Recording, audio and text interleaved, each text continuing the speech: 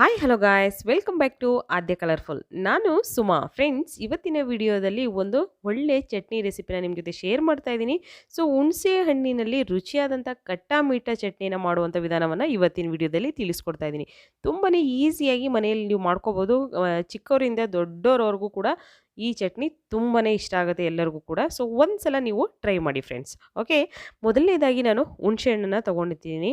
So ಹುಣಸೆ ಹಣ್ಣಲ್ಲಿ ಚಟ್ನಿ ಮಾಡೋದ್ರಿಂದ ಮೊದಲನೇದಾಗಿ ಹುಣಸೆ ಹಣ್ಣನ್ನು ತೊಗೊಳ್ಳೋಣ. ಹುಣಸೆ ಹಣ್ಣಲ್ಲಿ ಬೀಜ ಎಲ್ಲ ಇರುತ್ತಲ್ಲ, ಸೊ ಅದನ್ನೆಲ್ಲ ಮತ್ತು ಸಿಪ್ಪೆ ಎಲ್ಲ ಇರುತ್ತಲ್ಲ ಕ್ಲೀನ್ ಮಾಡ್ಕೋಬೇಕು. ನೋಡ್ಬೋದು ನೀವು ಎಲ್ಲದನ್ನು ಕ್ಲೀನ್ ಮಾಡಿರೋವಂತಹ ಹುಣಸೆ ಹಣ್ಣನ್ನು ನಾನು ತೊಗೊಂಡಿದ್ದೀನಿ. ಸೊ ನೋಡಿ, ಇವಾಗ ಅದನ್ನು ಬಿಡಿಸ್ಕೋತಾ ಇದ್ದೀನಿ. ಏಕೆಂದರೆ ಅದು ಜಾಸ್ತಿ ದಪ್ಪ ಇದ್ದರೆ ನಾವು ನೀರು ಹಾಕಿದಾಗ ಚೆನ್ನಾಗಿ ನೆನೆಯೋದಿಲ್ಲ. ಸೊ ಹಾಗಾಗಿ ಸ್ವಲ್ಪ ಬಿಡಿಸಿ ಅದನ್ನು ಒಂದು ಬೌಲಿಗೆ ಹಾಕ್ಕೊಂಡಿದ್ದೀನಿ. ನಂತರ ನಾನು 1 ಕಪ್ ಆಗುವಷ್ಟು ಬಿಸಿ ನೀರನ್ನು ಆ್ಯಡ್ ಮಾಡ್ತಾಯಿದ್ದೀನಿ. ಓಕೆ, ಈಗ ಬಿಸಿನೀರು ಹಾಕಿ ಇದನ್ನು ಒಂದು 2 ಅವರ್ ರೆಸ್ಟಿಗೆ ಇಟ್ಬಿಡೋಣ.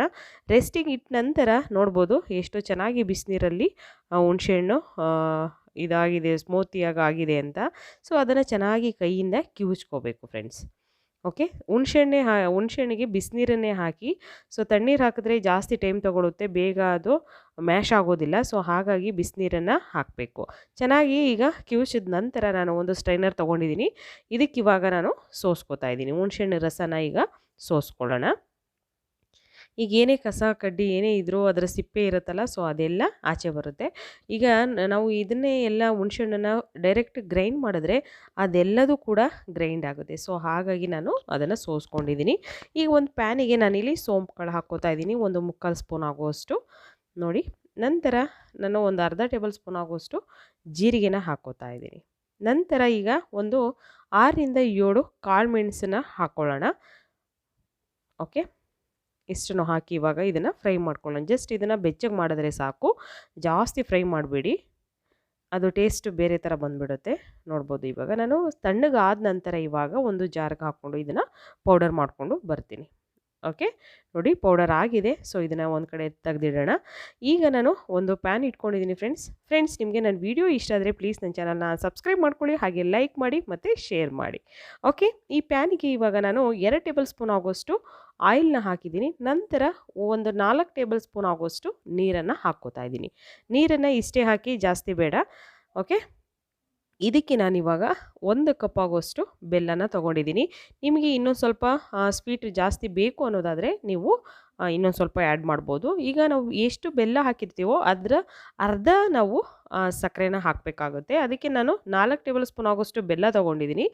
2 ಟೇಬಲ್ ಸ್ಪೂನ್ ಆಗೋಷ್ಟು ನಾನು ಸಕ್ಕರೆ ತೊಗೊಂಡಿದ್ದೀನಿ. ಓಕೆ, ಈಗ ಇದನ್ನು ಚೆನ್ನಾಗಿ ಕರಗಿಸೋಣ. ಇದು ನೀಟಾಗಿ ಕರಗಲಿ. ಓಕೆ ನೋಡಿ, ಈ ಥರ ಬಬಲ್ಸ್ ಬರ್ತಾ ಇರಬೇಕು. ಈಗ ಸಕ್ಕರೆ ಮತ್ತು ಬೆಲ್ಲ ಎರಡು ಕೂಡ ಚೆನ್ನಾಗಿ ಕರಗಿದೆ. ಸೊ ಈಗ ಕರೆಕ್ಟಾಗಿದೆ. ಇದು ಬೆಲ್ಲ ಸ್ವಲ್ಪ ಕರಗೋವರೆಗೂ ಮಾತ್ರ ವೆಯ್ಟ್ ಮಾಡಿ ಫ್ರೆಂಡ್ಸ್. ಓಕೆ, ನೀಟಾಗಿ ಕರಗದ ನಂತರ ಇವಾಗ ನಾವು ಹುಣಸೆ ರಸ ಇದೆಯಲ್ಲ, ಸೊ ಅದನ್ನು ಇವಾಗ ಹಾಕ್ಕೊಳ್ಳೋಣ. ಓಕೆ, ಸೋಸಿರೋವಂತಹ ಹುಣಸೆ ರಸನ ಹಾಕ್ಕೊಂಡು ಈಗ ನೀಟಾಗಿ ಇದನ್ನು ಮಿಕ್ಸ್ ಮಾಡ್ಕೊಳ್ಳೋಣ. ಒಂದು ಒಳ್ಳೆ ಮಿಕ್ಸ್ ಕೊಡೋಣ ಇದನ್ನು. ಸೊ ಇವಾಗ ನಾನು ಅದನ್ನು ನೋಡಿ, ಈ ಥರ ಮೇಲ್ಗಡೆ ಈಗ ಒಂದು ಲೇಯರ್ ಥರ ಬಂದಿದೆಯಲ್ಲ, ಸೊ ಈ ಥರ ಬರಬೇಕು. ಅಲ್ಲಿವರೆಗೂ ನಾವು ಹೈ ಫ್ಲೇಮಲ್ಲಿ ಸ್ಟವ್ನ ಇಟ್ಕೊಂಡು ಇದನ್ನು ಕುಕ್ ಮಾಡಬೇಕು. ಸೊ ಇವಾಗ ನಾನು ಫುಲ್ ಲೋ ಫ್ಲೇಮ್ ಮಾಡಿಕೊಂಡು ಒಂದು 10 ನಿಮಿಷದವರೆಗೂ ಇದನ್ನು ಬೇಯಿಸ್ಕೊಳ್ಳೋಣ. ನೋಡಿ, ಈ ಥರ ಗಟ್ಟಿ ಆಗಬೇಕು ಹುಣಸೆ ಚಟ್ನಿ.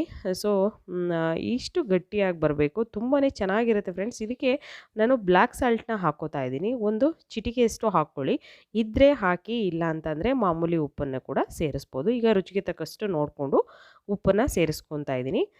ಸೊ ಹುಣಸೆ ಹಣ್ಣಿನಲ್ಲಿ ಈ ಕಟ್ಟ ಮೀಠಾ ಚಟ್ನಿನ ನೀವು ಒಂದ್ಸಲ ತಯಾರು ಮಾಡಿದ್ರೆ ಇದನ್ನು 1 ತಿಂಗಳವರೆಗೂ ನೀವು ಸ್ಟೋರ್ ಮಾಡಿಡ್ಬೋದು ಫ್ರೆಂಡ್ಸ್. ಓಕೆ, ಇದಕ್ಕೆ ನಾನು ಅಚ್ಕಾರದ ಪುಡಿ 1 ಟೇಬಲ್ ಸ್ಪೂನ್ ಹಾಕ್ಕೊಂಡಿದ್ದೀನಿ.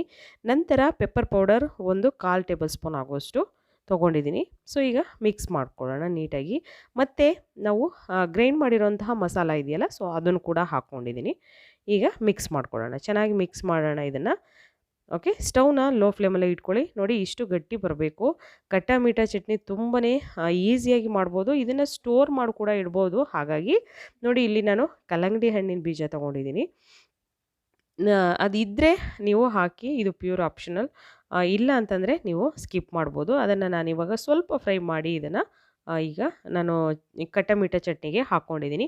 ಸೊ ಇದಾಗಿದೆ ಅಂತ ಹೇಗೆ ಗೊತ್ತಾಗುತ್ತೆ ಅಂತಂದರೆ ನೋಡಿ, ಈ ಥರ ಒಂದು ಸ್ಪೂನಲ್ಲಿ ತೊಗೊಂಡು ಹೀಗೆ ಒಂದು ಗೆರೆ ಎಳೆದ್ರೆ ಕರೆಕ್ಟಾಗಿ ಆ ಗೆರೆ ಪ್ಲೇನ್ ಶೇಪಲ್ಲಿ ಬರಬೇಕು. ಓಕೆ, ಈಗ ಆಗಿದೆ, ಇದು ಕರೆಕ್ಟಾಗಿದೆ.